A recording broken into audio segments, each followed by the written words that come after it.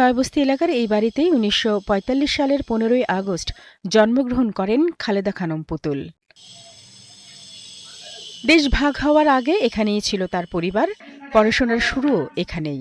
স্থানীয় যোগমায়া প্রাথমিক বিদ্যালয় ও পরবর্তীকালে সুনীতিবালা সদর গার্লস স্কুলেই প্রাথমিক শিক্ষা গ্রহণ করেন তিনি।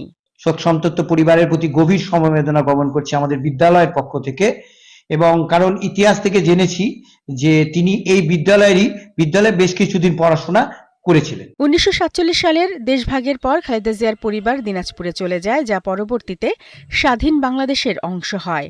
আর খালেদা জিয়াদের বাড়িটি কিনে নেন পূর্ব বাংলার বাসিন্দা অমরেন্দ্র চক্রবর্তী। বর্তমানে তার ছেলে বাড়িটি দেখভালের দায়িত্বে রয়েছেন। নয়াবস্তি এলাকার প্রায় প্রত্যেক বাসিন্দাই এই বাড়ির ইতিহাস জানেন। স্থানীয়রা জানান, এখানে খালেদা জিয়ার পরিবারের একটি বাগান বাড়ি ও একটি বসত ভিটে ছিল। বাগান বাড়িটি অস্তিত্ব হারালেও বসত ভিটা এখনও আগের অবস্থায় রয়েছে।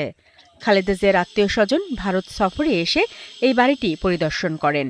খালেদা জিয়ার আত্মীয় স্বজনরা এখনো এবছরে এসে দেখে গেছে তার নিজের ভিটাটাকে, খালেদা জিয়ার ভিটাকে, এবং তারা প্রায়ই আসে এবং ভিটাটাকে দেখে যায় এবং তারা সেটাকে মনে করে যে খালেদা জিয়ার জন্মস্থান। ১৯৪৭ সালে ভারত ছাড়েন খালেদা জিয়া, কিন্তু নয়াবস্তি এলাকার বাসিন্দাদের অনেকেরই দাবি দেশ ভাগের পরেও বেশ কিছুদিন ভারতে ছিল তার পরিবার। এই বাড়িতেই তিনি বসবাস করতেন, তার জন্ম এখানেই।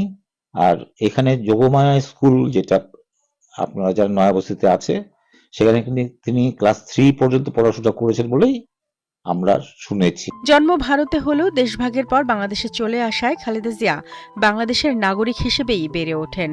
তাই তার মৃত্যুতে শোকাহত জন্মস্থান জলপাইগুড়ির মানুষ।